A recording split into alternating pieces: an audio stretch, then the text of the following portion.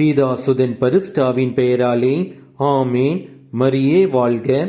இன்றைய வார்த்தை, தமக்கு அடுத்திருப்போரே அவர்கள் எதிரிலேயே அளவு மீறி புகழ்கிறவர் அவரை கண்ணில் சிக்க வைக்கிறார்.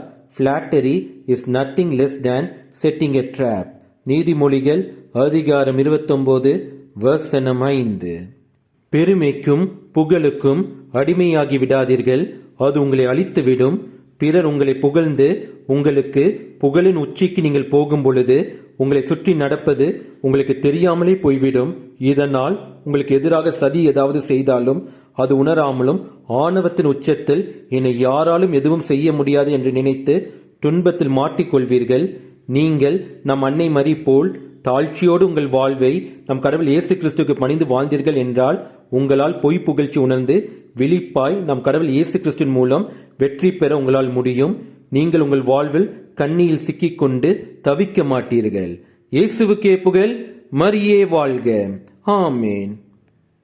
அழகின் முழுமையின் தாயே, அழகையின் தலைமீடி தாயே, உலகினில் ஒளியேற்றிடவே அமலனை எமக்களித்தாயே.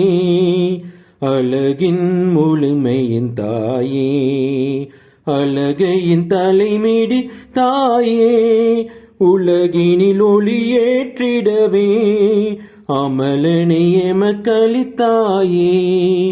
இருளே சூழ்ந்திடும் போதே உதய தாரகை போலே, இருளே சூழ்ந்திடும் போதே உதய தாரகை போலே, அருளே நிறைந்த மமரியே அருள் வழி காட்டிடுவாயே.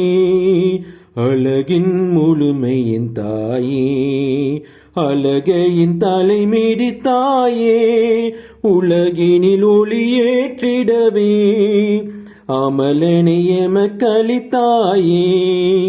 அன்பும் மரமும் செய்வோம் அன்னை உன்னை பின் செல்வோம். அன்பும் மரமும் செய்வோம் அன்னை உன்னை பின் செல்வோம். உன்னை துணையாய்க் கொள்வோம், என்றுமே பாவத்தை வெல்வோம். அழகின் முழுமையின் தாயே, அழகையின் தலைமீடி தாயே, உலகினில் ஒளியேற்றிடவே அமலனை எமக்களித்தாயே.